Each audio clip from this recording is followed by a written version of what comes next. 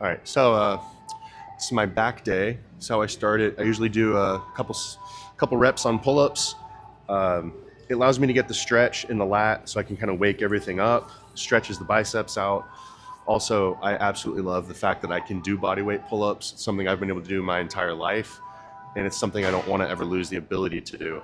So, just gonna do one hard set here to warm up, and then we'll move into our rows. I grip it just outside of the shoulder. I don't want to go too wide because then it's hard to feel the contraction. If you go too narrow, it's really arm dominant.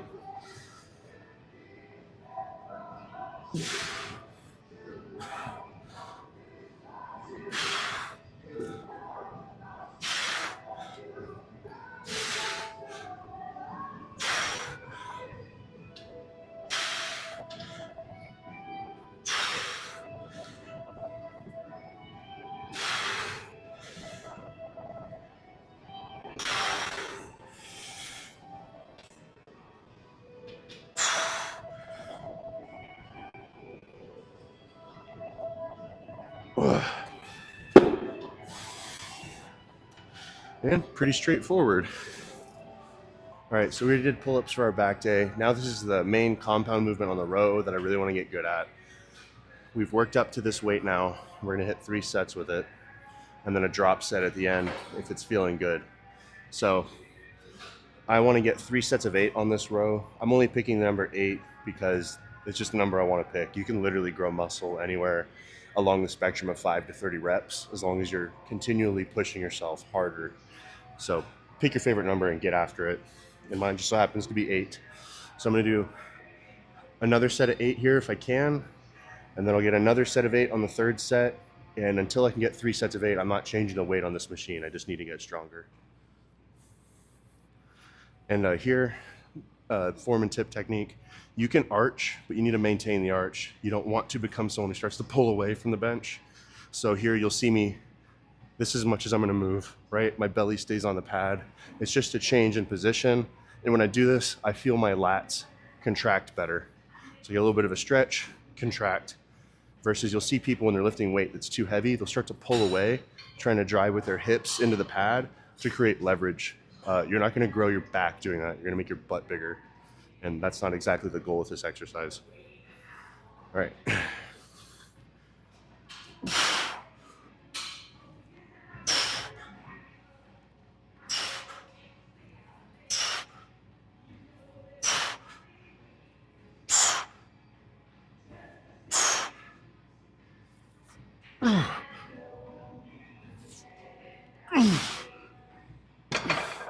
All right, one more set with that.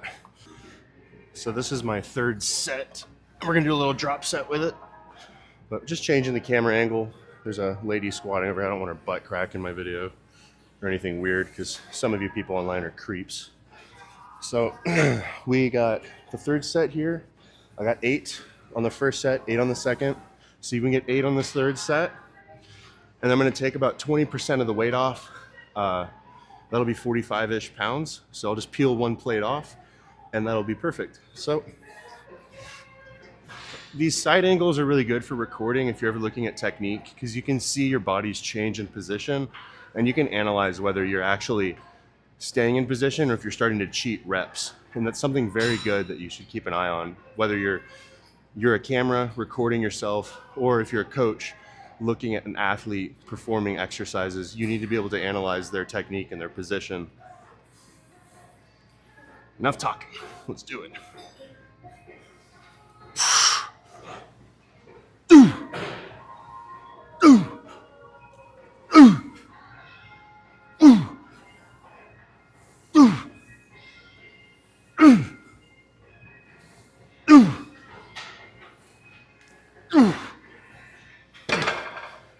All right, we got 8, so we can go heavier next time. Just take this 45 off. There's no set amount of reps I want on this set. It's just about getting a good contraction.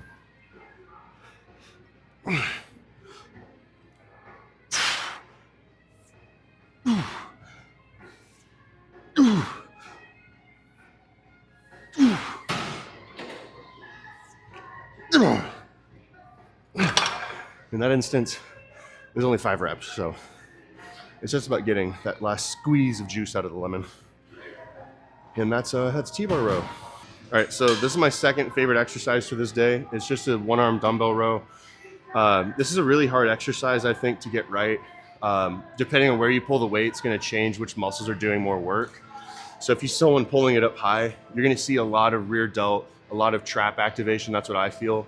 So you're going to see me try and pull it low and towards my hip. This is where I really feel my lat contract. And the last thing to pay attention to when you're doing dumbbell rows is your exaggerated range of motion. If you find yourself dipping and swinging your shoulder, this is going to be core, back, and hip. That's not lat.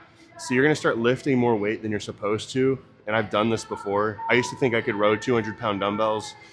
You end up beating your body up more than actually building it up. So pick a weight that challenges you in the right kind of rep range without you changing your form. I always prefer to row with my weaker arm first, and then I match it with my stronger arm, so that way I don't continue to make the stronger side stronger and bigger than the other side. So I maintain symmetry. All right, so we'll start here and see me pull it to my hip, squeeze it and let it out.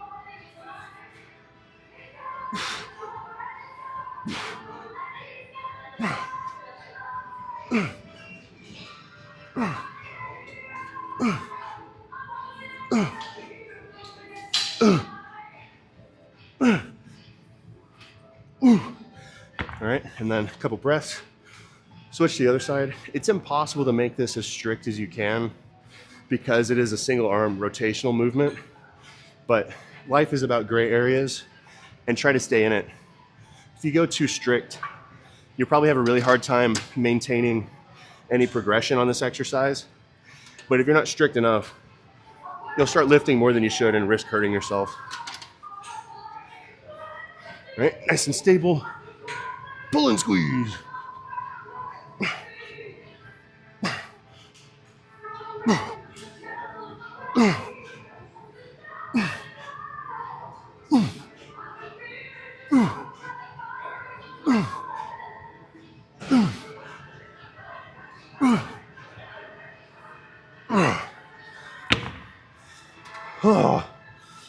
All right, so this is gonna be my third set, and I'm gonna try to get 12 again, and I'll do a 20% drop to a lighter weight to try and get more effort out of it.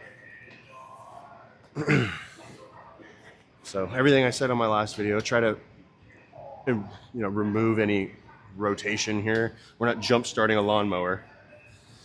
I'll be damned if I can't start a lawnmower after lifting this much weight.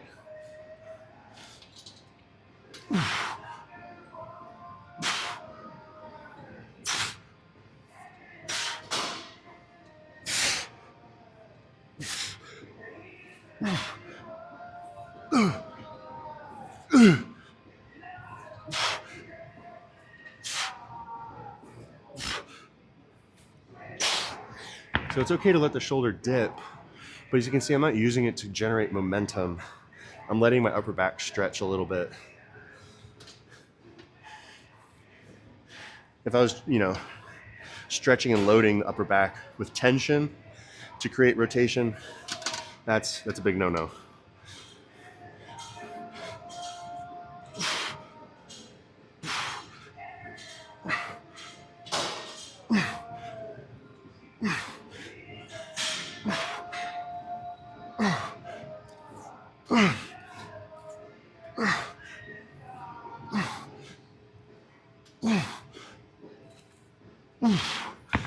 All right, so I'm gonna switch this out. Go for like 110.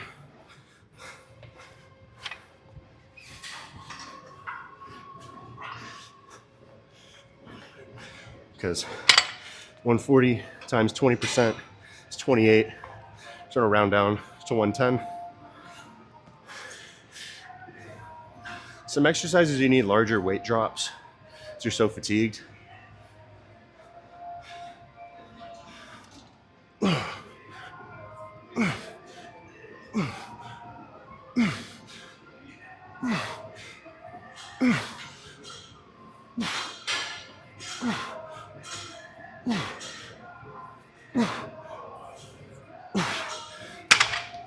Dumbbell rows aren't great for stretching your lats.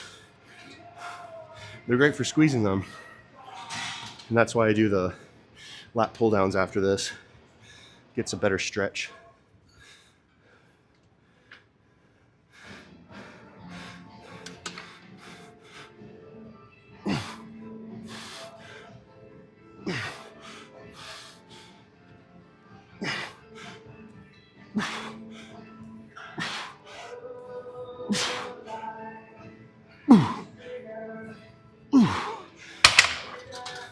Woo.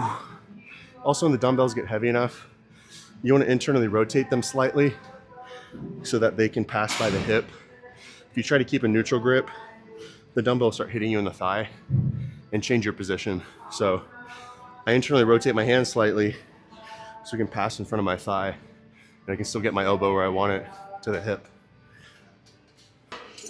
So just doing a lat pull down. This is like my last big stretching exercise for my lats, not counting the pullovers I'm gonna do.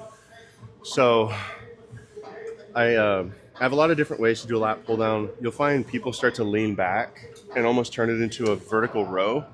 You want to try and stay upright. You're trying to get those lats into a position they haven't been trained in already.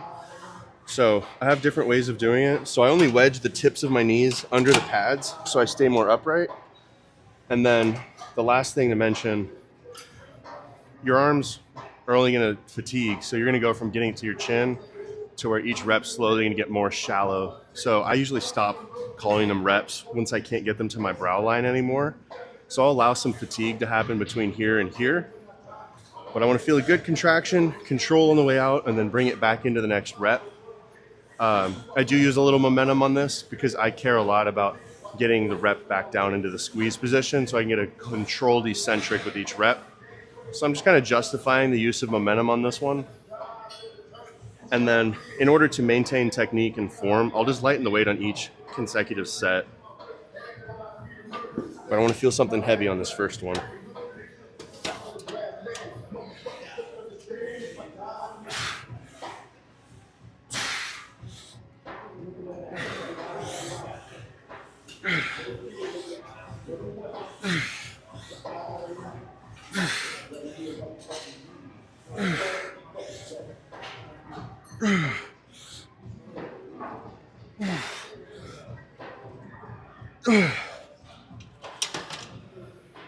So I think that was 10, but the video will let me know what I got.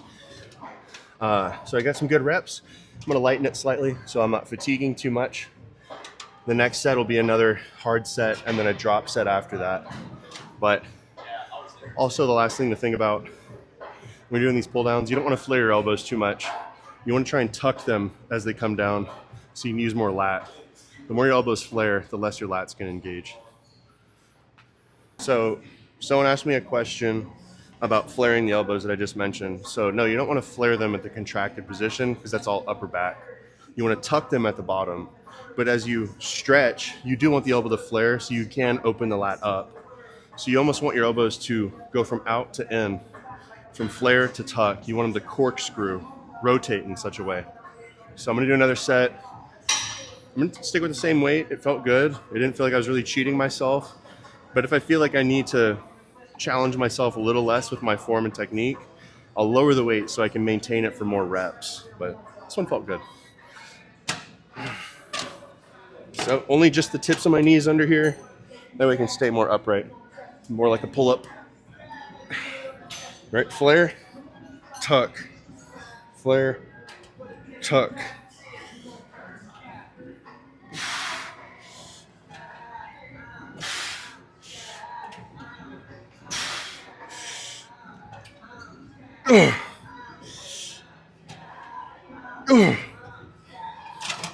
All right, I'm gonna drop 20%.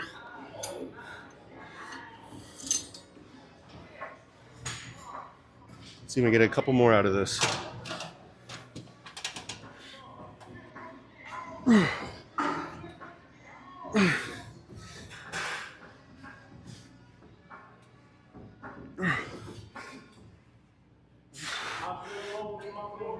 Oh shit. Oh.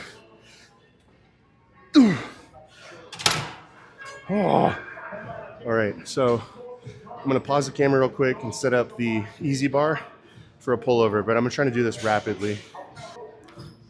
All right, so as quickly as I can, set the camera up, and then set up the easy bar. This movement is all about the stretch. So I'm just trying to get the bar into position. So I'm gonna sling it down, squeeze it, get that stretch. And I'm just trying to drive these elbows into the hips each time and resist it on the way up.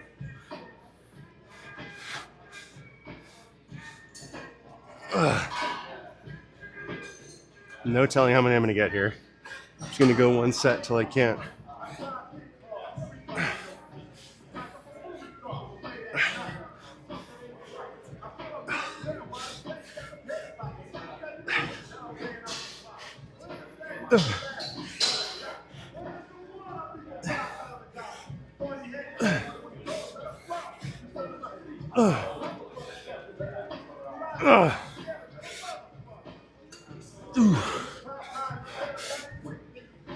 Oh, that was hideous. So there, that was a 1 hour and 15-minute workout.